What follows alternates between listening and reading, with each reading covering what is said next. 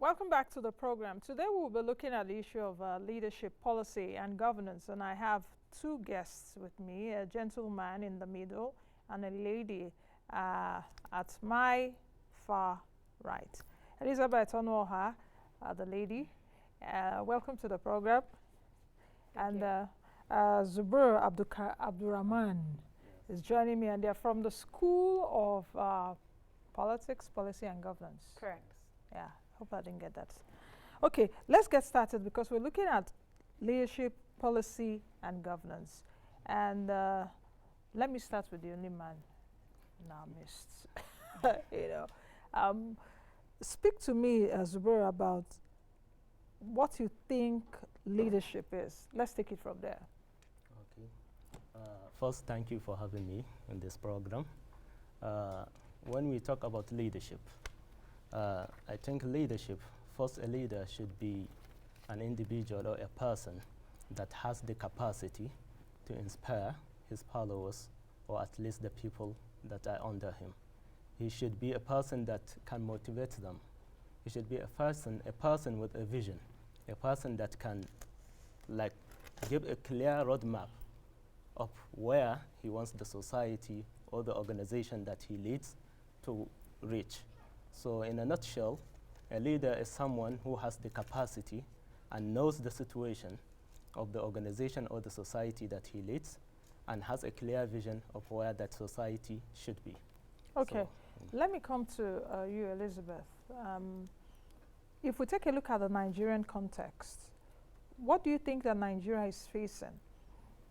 Is it a crisis of leadership, or is it a crisis of policy, or is it a crisis of governance, or is the trio? Is a quagmire of the trio? I hope you understand what I mean. I do understand. Yeah. What exactly are we facing? The crisis of leadership, a crisis of policy, a crisis of governance, or like they say, is the three jam together? Well, thank you for having me here on your show. It's a pleasure. I do believe that Nigeria is facing a crisis of all that you have mentioned: leadership, policy, and governance. Not necessarily that there's a lack of leaders, but there is a lack of policy that kind of directs the leaders on the right path. I'd like to bring that home for people who are not very conversant with the linguas of policies and governance. Pretty much a society is made up of people. And those people, when you have a constitution or a congregation of individuals, there is bound to be issues in a society. And it is important that they collectively come together to discuss what those issues are in order to come about an agreement, a collective agreement, which we then term policy that would guide governance. So governance is pretty much basic principles that have been laid down, the procedures in which you're carrying out those policies. And pretty much what makes up a leader is the competency and the capacity to carry all those principles and lead the people, clearly defining what is expected or the outcome. What that pretty much means is that in order for you to create a policy, there must be an expected outcome, and it has to be a rational one. Where there's no clear-cut policies, which I believe that we experience today in Nigeria, then it is hard for you to lead or to govern people. I think that would be my opinion. So are you saying that we don't have clear-cut policies in Nigeria? I don't believe that we do, because again, if you look through the trajectory of leadership in Nigeria, from military even to democracy that we have today, every time that there's a change of hand in power, there are changes in policies. And these changes in policies do not follow what we call the procedures for policymaking. You have an agenda setting, which is what we're very good at doing. Our leaders would set up agendas. However, did they really truly go through the process of research to, first of all, you have to identify what the problem is, which is the agenda setting. After which you formulate the policies. Now the formulation of policies must involve other parties. It must involve the citizenry, it must involve the market woman, it must involve the private sector as well as the public sector. It's not something that you do in isolation, which is what we do. When you create policies in isolation, policies are meant to be solutions to issues that you've identified. If you create them in isolation, then you're not clearly defining what it is that the problem is. in order to resolve that issue.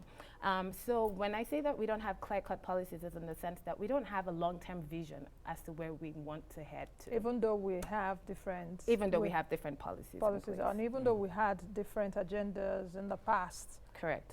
Now there's an agenda 2050, there was Vision 2020, there was Vision 2010, there was needs and all of that. So even with all of that, you're saying we've not gotten it right yet. No, we haven't gotten it right. And the reason why I say that is, going back to the principles of developing policies, you have to have an agenda, after which you formulate those policies. When the policies are formulated, they have to be adopted by the people. I think we miss out on the adoption phase, where the policymakers sit down to ensure that these policies are clearly understood, and not just understood in a broad spectrum, but then understood in the different sectors. You know, like we have the energy policy, we have economic policy, we have educational policies. How do I explain this? The umbrella is the policy, it's economic policy. However, the policy needs to speak to specific issues in the context of a society. And so when you have that adoption in place, the next thing that you want to ensure is implementation of that policy. Are we truly implementing the policies that we have set over time? I don't think so.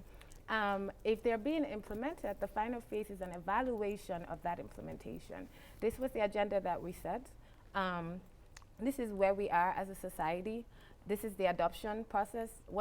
Can we even gauge it? Can we quantify it? Is it 50% adoption? Is it 60% adoption or 70% adoption? Why is there no adoption, which is that evaluation phase where you're saying, what's going on? Why are things not working? So it's not a lack of policy, it's a lack of clear-cut policies that we are experiencing today as a society. Okay, let me take it from where you started from in terms of leadership, and let me come back to you. From what you're saying, we need to have clear-cut policies, and not just about policies, but implementation of those policies and an adoption by the people. The people need to own, correct, and see themselves as part and parcel of whatever policy government is doing or puts together. If the people also says, no, can you tweak it here, can you tweak it here, this is how, at least a people-owned policy, so to speak. Correct. But I want to come to the aspect of leadership.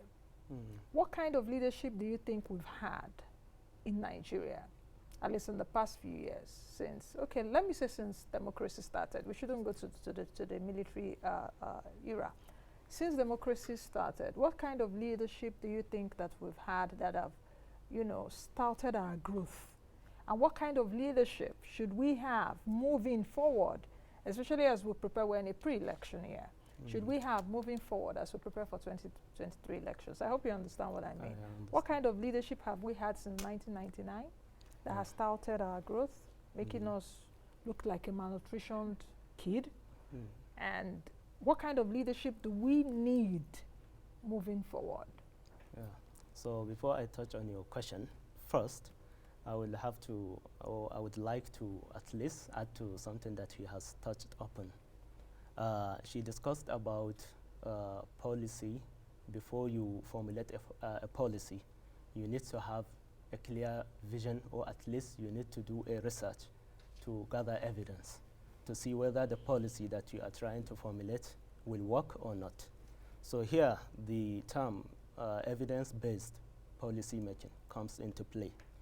What we have in Nigeria, a big example of that is the issue of fuel subsidy removal. So yesterday I was watching news, and I saw the Senate President with the Finance Minister comment to terms that the fuel subsidy is not going to be removed for now, after the the House have passed the bill or something. So that the President has signed. Yeah, even that. So this shows that they did not do their homework before they got to that stages. They didn't do the research, the sufficient research, before reaching that conclusion. For example, it is now that the Senate President with these individuals that I have mentioned that are discussing about finding out what the repercussions would be if the fuel subsidy is removed after reaching these stages. So this is only one example. If you look at all the policies or the laws that we have been passing since 1999 in Nigeria, I don't think there is enough participation from the citizenry in formulating those policies. So we have a leadership that formulate policy or make policies based on ideology rather than rationality and evidence. And this needs Based to on be ideology? yeah, rather than rationality. For example, maybe Mr. President or the party, they want to do something with the fuel subsidy. That, okay, we are going to remove fuel subsidy and we are going to give this kind of incentives to the poor Nigerians. They mentioned about 5,000 naira per family or something like that. Allowance. So, allowance. If you look at it, this is something that they did without enough research, without putting enough research into it. It should be the first stage. First, involve the civil society. All the stakeholders should be involved before going to the House, for example, to say, okay, here is a bill that, or here is a decision that we want to be passed or to be approved. They need to contact the citizenry. After all, it is us, the citizens, that they are supposed to serve, not their political party ideology, which might not necessarily address the issues of common Nigerians. So in the future, or at least from now on, what we need is leaders that know how to contact their citizens, how to ensure participation in all their decision makings. In other words, we should have an inclusive government. There should be inclusivity in the way things are run in Nigeria. So this is my take on it. Okay, so the answer of the answer to my question, Yeah. which I asked earlier, what kind of leadership do you think we've had in since 1999? Would I say that you've sufficiently answered that with what you just said? Yeah. Have you? If you repeat the question, maybe I can give you another answer. Yeah, because what I asked, and I'm thinking whether you would have more stuff to say, is that what kind of leadership have we had since 1999? You know, what has been lacking since 1999 till now that we need to change come 2023? That what kind of leadership should we have in 20 or from now, that we at least we'll begin to see the shadows of it. And Nigerians, because both of you have talked so much about citizenry and all of that, I'll come back to the issue of followership in a bit. So if you have anything to say concerning that, apart from what you've said. So maybe I can tell you what kind of leadership we still haven't gotten in Nigeria. For example, I touched on inclusive governance. We have democracy for more than 20 years now, but there is no citizen or sufficient citizen participation in the way things are run. So we have leaders that are rather more similar to being autocrats than democratically elected leaders. You will often hear statements or decisions being made without any concern to the common man. So this, in my term, I will define it as autocracy. We need democratic leaders who understand that the citizen. But we're practicing democracy. Someone will argue with you. We have a democratic of government. course you can so argue that. Is this the coloration of democracy that you want to see? That's why I actually asked that question. In terms of the coloration of democratic governance we've seen since 1999. Or what the meaning of democracy in Nigeria. Is that what really democracy is, and has it really given us the kind of leadership that will make us, that will help us grow from a child suffering malnutrition, kwashoko, with everything with food around you, yet you're suffering kwashoko.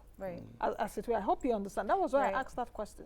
So I don't know, Elizabeth, if you have something to add. I mean, I know that we would like to think that we run a democratic nation in Nigeria, but I mean, I beg to differ because, like my colleague rightly said, democracy is for the people and by the people. And if you're not consulting the people, then you do not understand the need for you on there as a leader.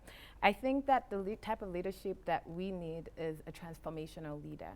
And a transformational leader is one whom is also a servant leader. A servant leader rolls up his sleeves and gets to work. And when you roll up your sleeves and get to work, you are grounded in the constraints that are embedded within your economy because you better understand it. You're a part of it.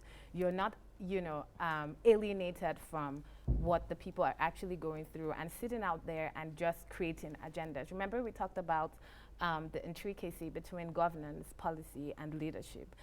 They work hand in hand, okay? And then when we talked about the principles of policy, of policy formulation, where we talked about setting the agenda and eventually evaluating those agenda, that is what democracy really is about. It's about saying, what do you people require to thrive as a nation?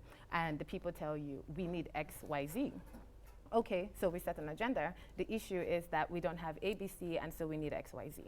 When that agenda is set in a democratic setting, what you expect is over time, there has to be a timeline. And so, and that's one thing that I believe that we did not practice. It's a culture of evaluation that we do not practice here in Nigeria when it comes to democracy.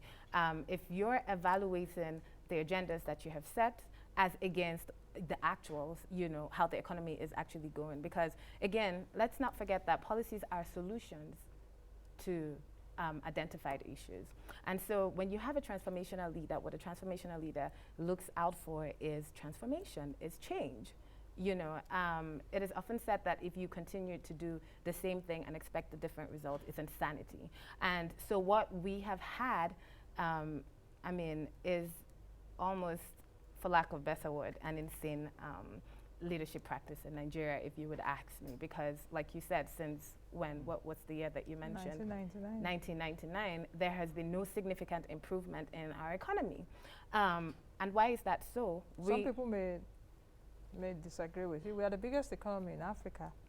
We are the but biggest with economy. We're the poorest people in the world. I was going to say that. However, we have been stated to be number one poorest country in the world, taking over from India. And now look at India's economy. India is thriving. They have found a niche. They have decided that we are going to export our IT. Yeah, we're going to export our expertise. And so their foreign direct investment is more so outward than it is inward. And so that's what a transformational leader does. He looks inward and he realizes that, okay, I think we've tried everything that there is to grow this economy. Let's figure out what the problem really is. The problem is not the people, because Nigerians all over the world are doing great things. Think about it. How can I thrive in the US, in the UK, and in diaspora? However, when I come back home, I'm stifled. It just doesn't add up. So there's something significantly wrong with our leadership, the governance, and the policy, and it has to be reevaluated. So if you ask me, Nigerians need to be paying attention to track records of leaders. They need to be paying attention. When I say track records of leaders, is what have this person done over time to prove that they have the capacity to lead us to where we need to go to. And who is this person who has a vision to clearly define where Nigeria needs to get to? Every country has, so to speak, an identity. That's one thing that we are yet to realize. And it's unfortunate that all over the world, our identity is one of fraud. It's quite unfortunate. It's quite unfortunate. And when you think about the US, you might consider it very expensive, but I mean, they've decided to be a capitalist economy, and it works for them. And so if you want to make it, you work hard at it. And the policies are there to create that equal opportunity for everyone to thrive. However, that's not the case here in Nigeria. There is no safety. There is no security, there's no equal opportunity, and there's no room for negotiation. When you begin to speak to the government, which you should, not against the government, then the government goes against you. And so that's why a lot of people, young people, and even middle-aged people who are well-intended citizens are afraid to speak up. It's for the fear of, being picked up. Being picked up. Picked up and locked up. And locked up. And so that injustice, it clearly just defines the type of leadership that we have in the country without mixing words. We can talk about this issue of leadership, policy, and governance, in fact, for a week. Because if you take a look at those three items, leadership itself, we can actually break it down. Policies, we can break it down. Governance, which we've been talking about, we must have equity, we must have strategic vision, we must even have accountability. Correct. The leaders must also be transparent. Part of those things are in governance. So we can even take each of them and divide them into sub-themes and interrogate. But we just have a few minutes left. I did say earlier the role of followership, which both of you glossed over, but I also want to take a look at it, because where leaders are failing, so to speak, the followers or those that are being ruled, correct, should be able to speak up. But of course, you've said it. What is the role of followers? And I'm equating it especially as we move. We're in a pre-election year. Right. As we move to 2023 elections, in America, majority of people vote or choose the candidates to vote for based on the economy, really. 80% of the economy. That's why I've forgotten the advice of Bill Clinton those days in 1993, I think James Carville or so, that said, is the economy stupid? So in our nation, what should followers be talking about now? The economy, I can read out all the statistics. That's what I do every day. We should be doing better than we're doing right now. So what kind of questions should the followers be asking? All the people coming out now, saying, oh, they have intentions. What kind of questions should we be asking them? What kind of questions should we even be asking the parties, especially as it concerns the well-being, the livelihood of Nigerians, which boils down to the economy? So, touching on that question, I think from the examples that she gave from the U.S. politics, and you also said some things about it, I think the issue in Nigeria is different. Because when you have people that are desperate, you don't have security. Right. Rampant poverty.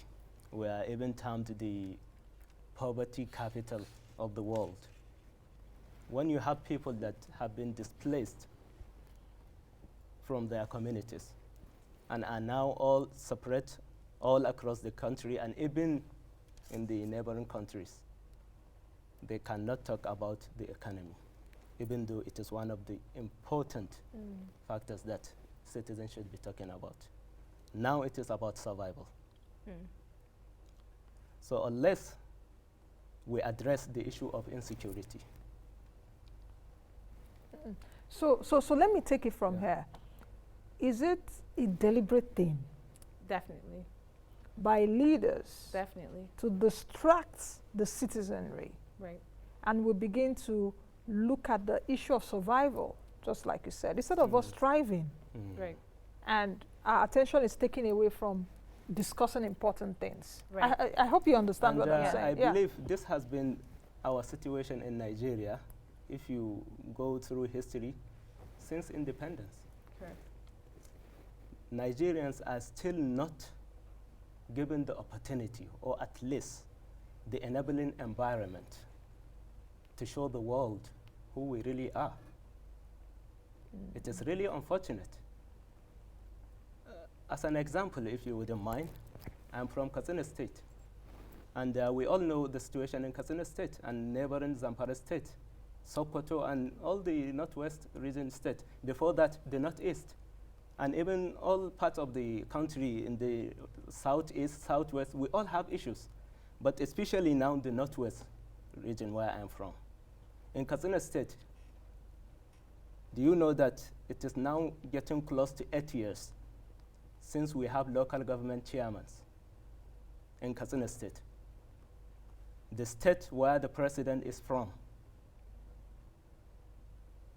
And now we talk about insecurity. Why there is no security in the state when the government is kind of very far away from the common man, the common people? So it's not really about where the president or the governor is from, whether you share the same I village. understand, but still. No, I'm just saying, even though he's the president. Yeah, right. But as a politician, especially the one leading the nation, you can't do right, or at least make sure that right is done to your state of origin. How about talking about the whole nation? So if you get what I'm saying. Charity begins at home. That's what I'm saying. To this day, we don't have local government chairmen. And we have several local governments that most of the people have fled from. So now you don't even have a stable, organized societies in this states. So what do you expect the government can do? There are local governments that even the police people, I don't think they can freely wear their uniform and roll around, because they will be killed easily.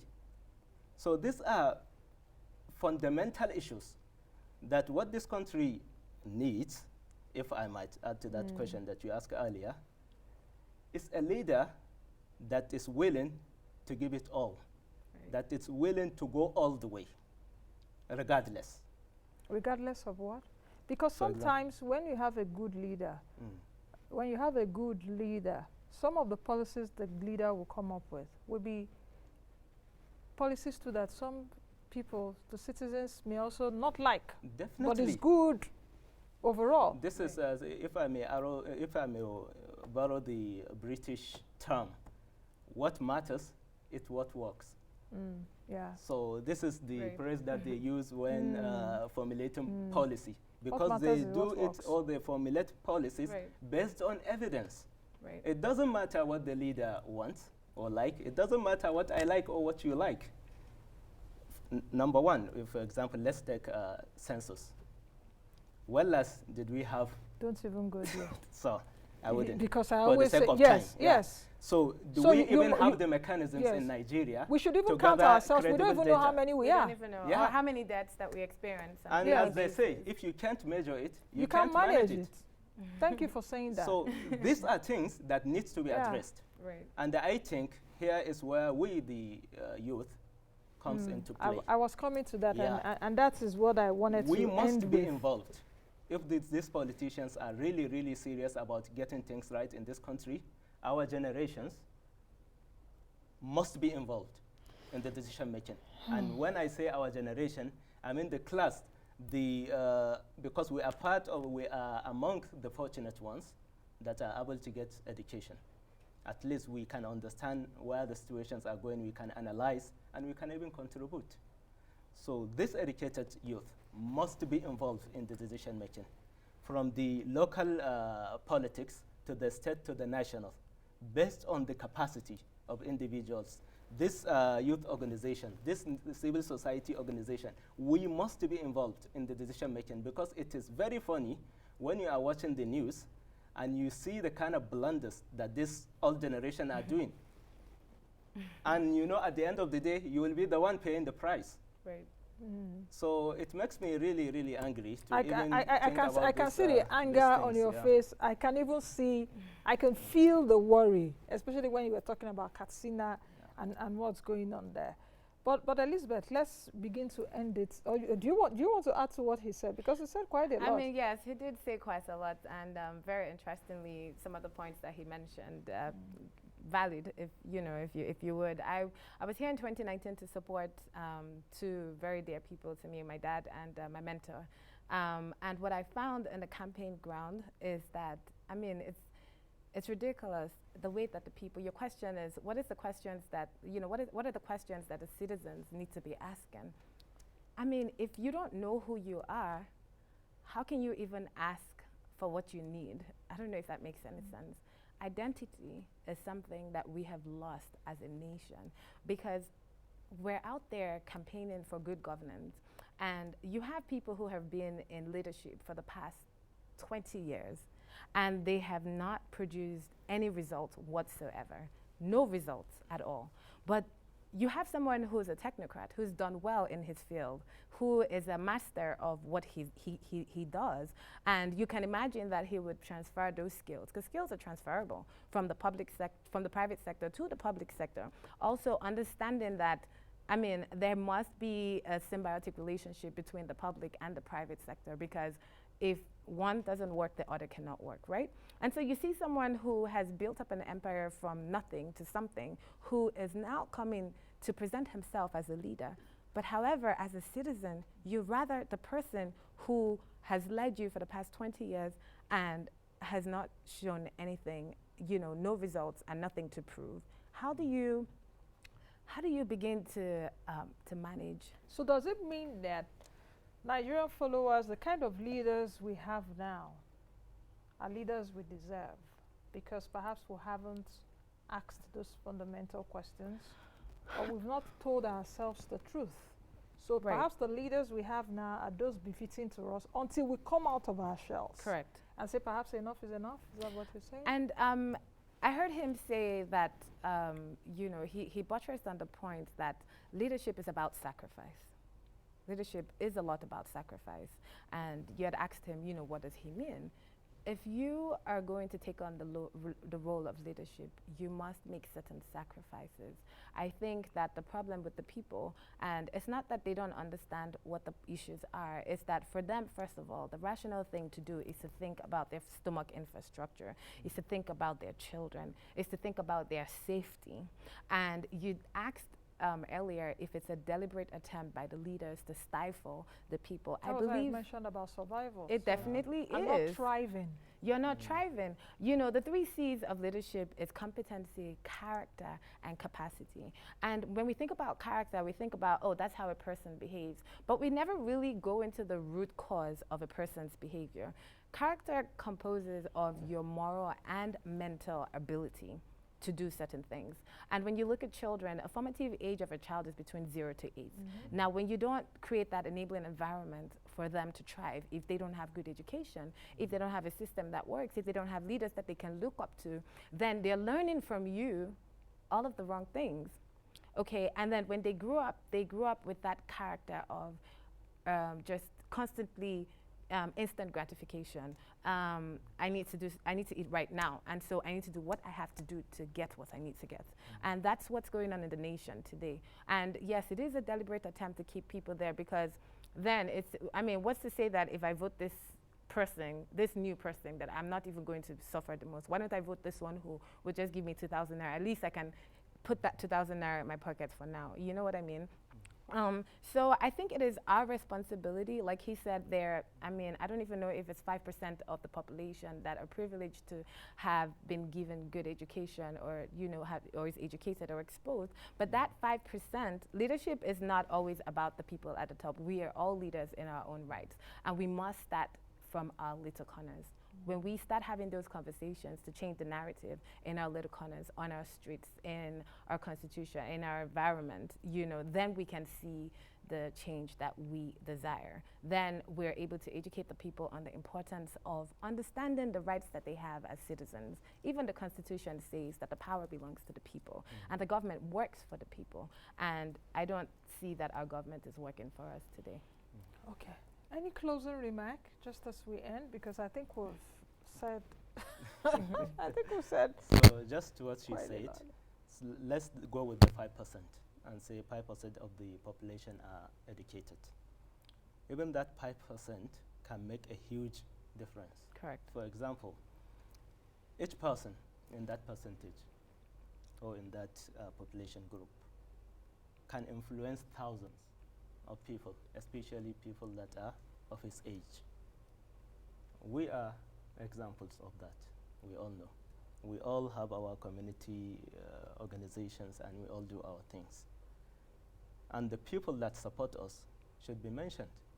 For example, we both in the School of Politics, Policy and Governance. And these are Nigerians that really, really love their country. I want to be that change. Correct. Yeah. That we seek. From which state are you? I'm from Abia State. She is from Abia. I'm from Katsina State. We all come together through this school by this remarkable woman, Dr. Obi Ezekwesili. Seriously, because when you have a good example, you should make it public so other people should strive to do the same. We are all looking for change. Correct. So I would say thanks to her and all the people that are supporting her. And this is the example. These are the kind of leaders we need in this country. Not necessarily at the top as president. No. Every government should try to at least beg this kind of people to help her with advices. Correct. In their policy formulation. We have incredible people in this country, just to say the least. Okay. I think this should be an example to all Nigerians, and especially the Nigerians that are as privileged as her. Okay. Some people even more, yeah. I think we'll leave it at that. Many thanks. I think what you just said, the summary of it is that we're all leaders also in our different spheres of life. Correct. You have your areas of influence, and you should be able to be a good example. Right. All right. Thank you guys for coming. Thank you so much for having us.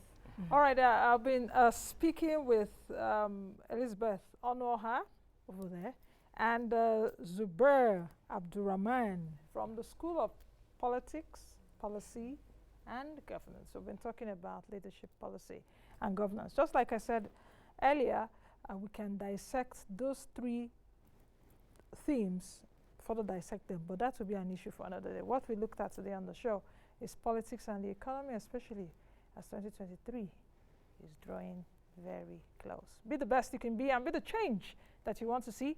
I am Nancy Nnaji. Bye now.